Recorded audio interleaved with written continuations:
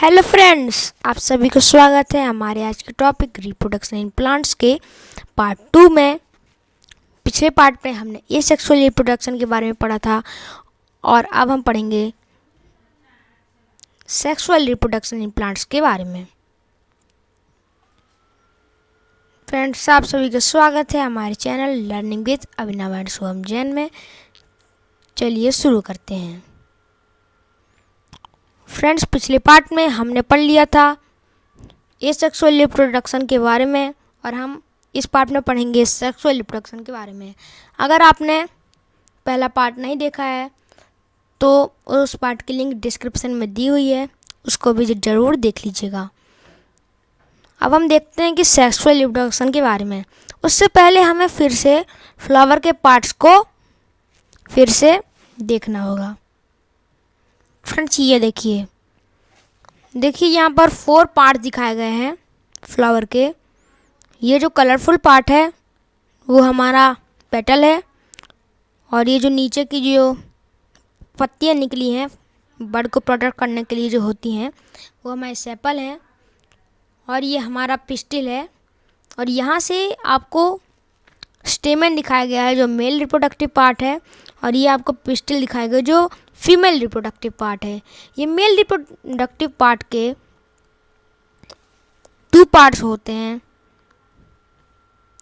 Anther और filaments. Friends, ये जो आपको दिखाई दे रहा है ये जो लॉन्ग स्ट्रक्चर है उसे हम फिलामेंट कहते हैं और ये जो ऊपर का दिखाई दे रहा है आपको उसे हम एंथर कहते हैं। फ्रेंड्स, और ये जो नीचे का ये हमारा स्टिग्मा है जो पॉलन ग्रेन्स को कैच करता है। ये बीच का स्टाइल है और उसके नीचे ये ओवरी दिखाया गया है। चलिए अब हम देखेंगे सेक्सुअल रिप्रोडक्शन इन प्लांट्स के बारे में।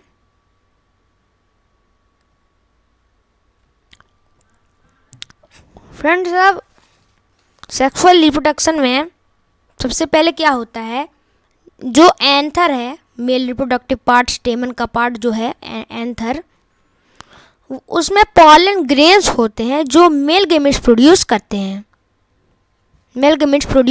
हैं। और जो हमने पिस्टिल देखा जिसे हम कार्पेल कहते हैं जो फीमेल रिप्रोडक्टिव पार्ट है, पिस्टिल और कार्पेल दोनों कहते हैं, उसमें हमें 3 पार्ट देखे। स्टिग्मा जो पॉलन ग्रेन को कैच करता है, स्टाइल स्टिग्मा और ओवरी के जो बीच में रहता है, और ओवरी। और जो ओवरी है उसमें 1 या मोर ओव्यूल्स होते हैं। और वो जो फीमेल गेमीट, हमने मेल गेमीट की तो बात कर ली कि एंथर में पॉलन ग्रेन्स प्रोड्यूस करते हैं मेल गेमीट्स, तो फीमेल गेमीट जिसे हम एग भी कहते हैं वो ओव्यूल में प्रोड्यूस होता है जो ओवरी के अंदर होता है। सेक्सुअल रिप्रोडक्शन में मेल और फीमेल गेमीट दोनों फ्यूज़ हो जाते हैं और वो फ्यूज़ के एक सेल बनाते हैं जिसे हम जाइगोट कहते हैं। और इन दोनों के फ्यूज़न का जो प्रोसेस होता है उसे हम फर्टिलाइजेशन कहते हैं। पॉलिनेशन, अब हम देखेंगे कि पॉलन ग्रेन्स को एक जगह से दूसरी जगह तक कैसे पहुंचाया जाता है। पॉलन ग्रेन्स बहुत लाइट होते हैं इसलिए उनको विंड, वाटर या इंसेक्ट से कैरी किया जा सकता है। जो इंसेक्ट्स मेनली बटरफ्लाई और जो भौरे होते हैं वो फ्लावर्स को विजिट करते हैं और पॉलन ग्रेन्स अपनी बॉडीज़ से दूसरी जगह पर ट्रांसफ़र कर देते हैं। और वो जो पॉलन है एंथर से स्टिग्मा तक का उसका जो सफ़र है, ट्रांसफ़र है, उसे हम पॉलिनेशन कहते हैं। अब हम देखते हैं सेल्फ और क्रॉस पॉलिनेशन क्या होता है। फ्रेंड, जो पॉलिनेशन हो रहा है जैसे वो पोलन ग्रेन्स हैं, वो पोलन ग्रेन्स स्टिग्मा से वो जा रहे हैं तो वो जाके अगर उसी फ्लावर पे लैंड कर जाएं तो उसे हम सेल्फ पॉलिनेशन कहते हैं। When the pollen of a flower lands on the stigma of another flower of the same plant. Friend, जैसे एक रोज का पौधा है, उसके 2 फ्लावर हैं, 2 रोजेज हैं, तो एक फ्लावर ने पॉलन ग्रेन्स रिलीज किए, अगर वो दूसरे फ्लावर पे गिर गए, उसी प्लांट के दूसरे फ्लावर पे गिर गए, तब भी हम उसे क्रॉस पॉलिनेशन कहेंगे, और अगर दूसरे रोज़ के प्लांट के फ्लावर पे गिरा उससे भी हम क्रॉस पॉलिनेशन कहते हैं। मतलब अगर जिस